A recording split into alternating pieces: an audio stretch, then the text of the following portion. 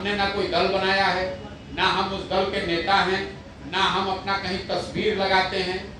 ये एक अभियान है जो मैं समझता हूं कि बिहार की सारी समस्याओं के मूल में एक समस्या है। इस चीज को होना चाहिए, होने से देश को फायदा है। लेकिन मैं फिर इस पे एक क्वेश्चन जरूर डालूंगा। मान लीजिए कि आप आतंकवाद निरोधक कोई कानून लाते हैं।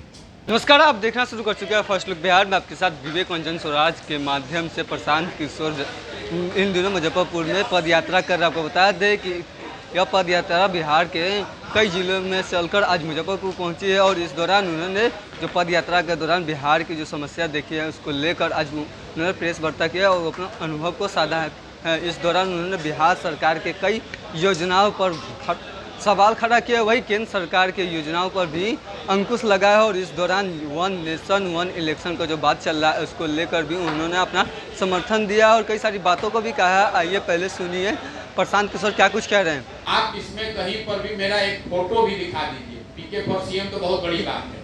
हमने ना कोई दल बनाया है, ना हम उस दल के नेता हैं, ना हम अपना कहीं तस्वीर लगाते हैं। ये एक अभियान है जो मैं समझता हूं कि बिहार की सारी समस्याओं के मूल में एक समस्या है कि बिहार के लोग अपनी समस्याओं पर वोट नहीं करते। तो जब काम मैं पहले करता था, मैं लोगों को, नेताओं को सलाह देता था कि भाई आप चुनाव कैसे जीतिएगा, कैसे संगठन बनाइएगा। वही काम हम आज भी कर रहे हैं। वो काम मैं दलों के लिए नहीं, नेताओं के लिए नहीं, बिहार की जनता के लिए कर रहे हैं। हमारी भूमिका नेता की नहीं है, हम इसके कुम्हार हैं। घड़ा जो है वो तो मिट्टी और चाक से बनता है। आप कितने हुनरमंद कुम्हार हो, अगर आपके पास सही मिट्टी और चाक न हो तो आप घड़ा बना सकते हैं। तो मेरी भूमिका कुम्हार की है। मैं वो मिट्टी और चाक बिहार की समाज से ढूंढ कर निकाल रहा हूं, जिसको मैं थोड़ा सा सहारा दूं तो अपनी ताकत से खड़ा हो और सुंदर और बेहतर व्यवस्था बिहार में बनाया जा सके। अगर सही नियत से इस चीज को किया जाए और एक ट्रांजिशन का फेज हो 4 साल 5 साल का, ताकि सबको उस व्यवस्था में आने के लिए एक समुचित समय मिले, तो ये देश के हित में है। ऐसा इसलिए कि सबसे पहले तो ये देश में पहले लागू था 17-18 साल तक। दूसरा, भारत जैसे बड़े देश में मैं खुद इलेक्शन से जुड़ा रहा हूँ। हर साल 25% भारत का हिस्सा करीब करीब वोट करता है। तो पूरे टाइम सरकार चलाने वाले लोग जो है वो इसी चक्र में फंसे रहते हैं। आज यहाँ इलेक्शन, आज वहाँ इलेक्शन। अगर इसको एक बार या 2 बार में किया जाए तो वो ज्यादा बेहतर होगा। उससे खर्च भी बचेगा और जवाबदेही भी बचेगी। जनता को भी एक बार ही निर्णय लेना होगा।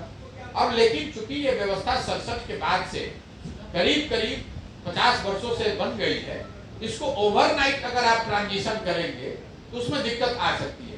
तो अभी सरकार शायद बिल ला रही है, जैसा आप मीडिया बंधु बता रहे हैं। बिल को आने दीजिए। अगर सरकार की नियत सही में ठीक है, इस चीज को होना चाहिए, होने से देश को फायदा है। लेकिन मैं फिर इस पे एक क्वेश्चन जरूर डालूंगा। मान लीजिए कि आप आतंकवाद निरोधक कोई कानून लाते हैं। तो कानून लाना तो अच्छी बात है, आप आतंकवाद रुकना चाहिए, उसके खिलाफ कार्रवाई होनी चाहिए। लेकिन उस कानून का उपयोग अगर आप किसी वर्ग विशेष या समाज विशेष को प्रताड़ित करने के लिए करते हैं तो उसका तो इसलिए वो जस्टिफाइड नहीं है। तो किस नियत से सरकार ला रही है और कितने साफगोई से, ईमानदारी से इसको लागू कर रहे हैं, इस पर निर्भर करता है।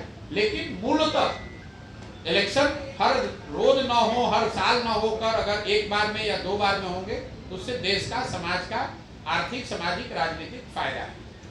तो आपने सुना कि प्रशांत किशोर ने क्या कुछ कहा। उनका साफ साफ कहना है कि जिस तरीके से बिहार सरकार और केंद्र सरकार की योजना आ रही है वो धरातल पर काम नहीं कर रही है। जिस तरीके से हम लगातार बिहार के जिलों में पद यात्रा कर रहे हैं, वहाँ से लोगों का कहना है कि ये सारी योजनाएं हम लोगों को ठीक से मिल नहीं पा रही है और ये सब कागजी पर दिखाई दे रही है। वहीं इस दौरान वन नेशन वन इलेक्शन को लेकर भी उन्होंने अपना समर्थन दिया और उन्होंने कहा है कि वन नेशन वन इलेक्शन अगर हो जाए तो देश को काफ़ी भलाई होगा। तो इसी तरीके की खबर के साथ बने रहे। हमारे चैनल को लाइक करें, सब्सक्राइब करें।